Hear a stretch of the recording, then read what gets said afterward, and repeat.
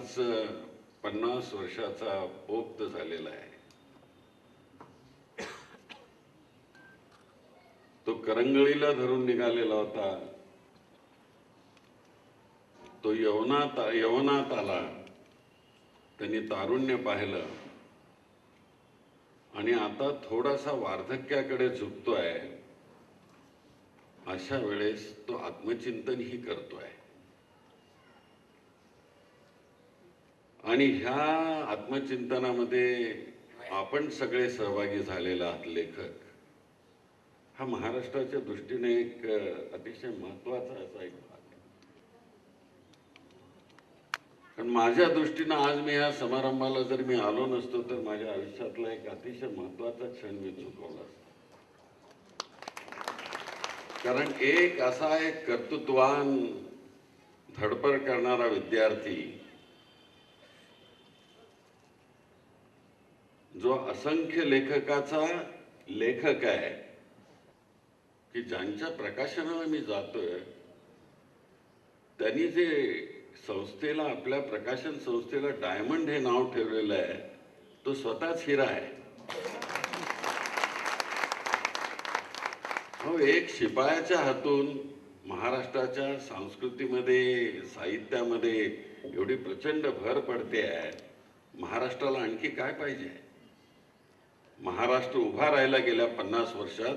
तो कष्टकऱ्याच्या माध्यमातून महाराष्ट्र उभा राहिलेला आहे. गरिबी आहे आमच्या समोर, दारिद्र्य आहे, चॅलेंजेस आहेत आमच्या समोर, आव्हान आहेत. त्याचा आम्ही स्वीकार करत निघालो आणि अशा क्षेत्रामध्ये आम्ही उतरलेलो आहोत की जे सर्वांना ज्ञानी करणारं क्षेत्र आहे. त्यांनी एक क्षेत्र निराळं निवडलं की अक्षराच्या माध्यमातून समाजाला सुसंस्कृत करण्याचं माध्यम त्यांनी निवडलं. आमच्यासारख्याने माध्यम निवडलं तर खरं बोलू नये, इथं जवळच आळंदी असल्यामुळं त्या कुठल्या आळंदीला जायचं ते ठरवायचं. तुम्ही शहाणे आहात त्यामुळं बोलण्याची काही गरज नाही. पण आम्ही मात्र दुसऱ्या आळंदीकडे निघालो. समाजामध्ये अशीच माणसं हे दीपस्तंभ बनून काम करत असतात. छोटा माणूस, पण त्याच्या मनामध्ये असणारी जी उर्मी आहे, 2-2.5 लाख रुपयाचं कर्ज काढलेलं असेल त्यांनी या पुस्तकाच्या करता म्हणून. पण आपला महाराष्ट्र 50 वर्षाचा होतोय, त्यामध्ये माझी काहीतरी कॉन्ट्रीब्युशन असली पाहिजे.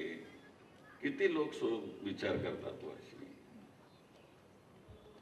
त्यांनी मी महाराष्ट्राचा आहे, माझी काहीतरी कॉन्ट्रीब्युशन असली पाहिजे, ही अतिशय महत्वाची भूमिका त्यांनी वठवलेली आहे.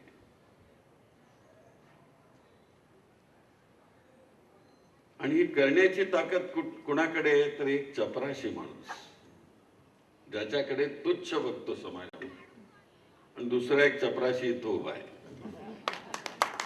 काही फरक नाही आमच्या दोघांच्या मध्ये. मी कोर्टात 9 वर्ष चपराशी होतो, लाल पट्टा घालून. काही बिघडत नाही. कालच टाइम्स मध्ये एक लेख आलेला होता, माझ्याविषयी लिहिलेलं होतं. काय बिघडत नाही. आमच्या दोघांची काय आता नोकरी जात नाही. तुमचा गुरु कोण हो म्हणून मला विचारलं जातं. मी सांगतो माझा गुरु माझे सर्कमस्टन्सेस आहे. 50 पुस्तकं आणि 9000 पानांचं प्रकाशन, मला वाटतं की माननीय शिंदे साहेबांच्या राजकीय सामाजिक जीवनामध्ये एवढा मोठा प्रकाशन सोहळा हा पहिल्यांदाच होत असावा. 74 पासून आजपर्यंत सातत्याने मंत्रिमंडळात आहे. म्हणजे विरोधी पक्षाचा अपवाद, एक कादंबरीचा विषय आहे खरं म्हणजे. शिंदे साहेबांचं जीवन हा सुद्धा एक कादंबरीचा विषय.